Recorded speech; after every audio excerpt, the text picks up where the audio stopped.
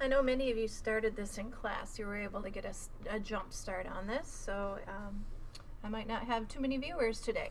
Thomas ate 3/8 of a bag of 24 cookies. Mona ate 2/5 of a bag of 25 cookies. Who ate more? Explain your answer. Let's do this. 3/8.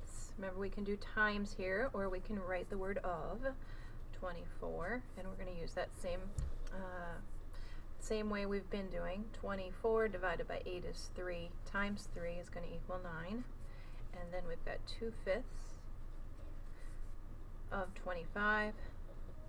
25 divided by 5 is 5, times 2 is 10.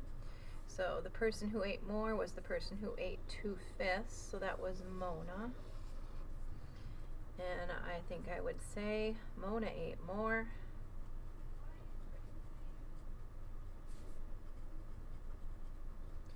Because she ate 10. Or she ate 10.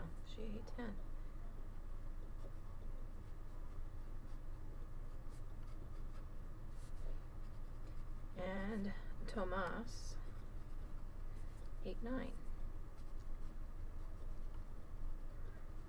Okay. On Thursday, 24 fifth grade students came to school. This was only 2/3 of the total class. The rest were homesick. How many students were sick? I need a picture for this. You might do it in a different way. I'm going to make mine into thirds because my denominator is 3. And I know that 2/3 of them were there, and that 2/3 was 24. So this must be 12, this must be 12, and then there must have been 12 kids that were gone. So it says how many students were sick?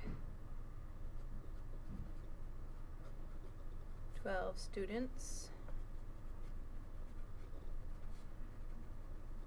were gone, were absent, and then we have to explain how we got it, because that part that was left, which was 1/3,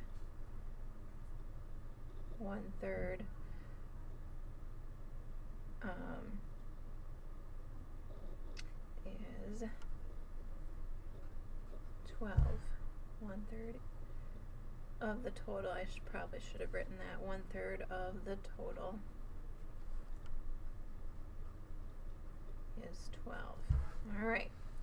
Mario was on a 21-mile walking hike. He walked 3/7 of a mile before stopping for lunch. How far did he walk before lunch? Let's concentrate on this area right here. So he went 21 miles, and he walked 3/7 before lunch. So we need to figure out 3/7 of 21. 21 divided by 7 is 3, times 3, so this is what we're doing. 21 divided by 7, and then we multiply that total by the numerator, which is 3, and we find out he walked 9 before lunch.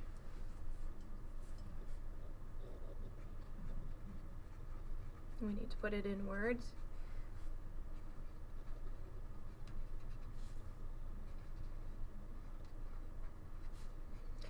He walked 9 miles before lunch because 3/7 of 21 is 9. Okay, and now we've just got our division to work on.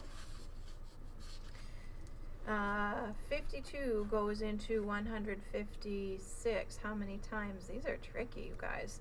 These are ones where I'd probably use the partial quotient on this because I don't know my 52's facts very well at all. So I'm going to take a good guess. And I'm going to say, let's see, if I'm going to think this is 50 and this is 150. So 150, let's see, 50, 100, 150. That would be about 3. 5 times 3 is 6. We might have the exact. And 3 times 5 is 15. I could do it over here if I wanted to on the side. I'm just doing it mentally, sorry. I should probably, we found it exactly. 156. Subtract 0, so we just get plain old 3. 13's facts, don't know them so well, but we can probably do this anyway. I know 13 times 2 is 26. That's going to get me close. Subtract and I get 2. Bring down my 6, and now I've got exactly 26. And I can continue subtracting, but I know my remainder is going to be 0, so I'm just going to write 22 on that one.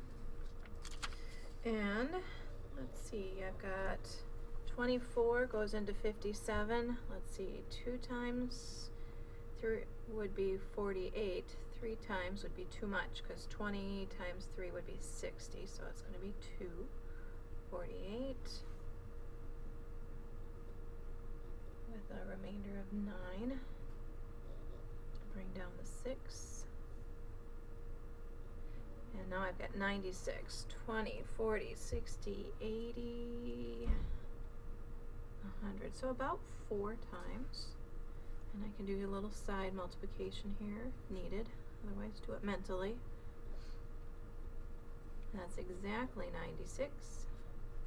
So my answer for that one is plain old 24. 22's, I like my partial quotient on some of these hard ones, but I think we can probably manage that. 20, 40, 60 would be 3 times. That would be too much, so let's do with the 2. 22 and 22 will be 44. Subtract, do a little regrouping here. 8, and there's a 4, so we got a remainder of 8. Bring down the next 8. Oh, we're going to get an exact 20, 40, 60, 80. So we can do a little side multiplication, or you might just be able to, I'm thinking you can probably do that in your head. 4 times 2 is 8, 4 times 2 is 8, so you get 88, and subtract, remainder 0. Your quotient is 24. All right, thanks for working with me today.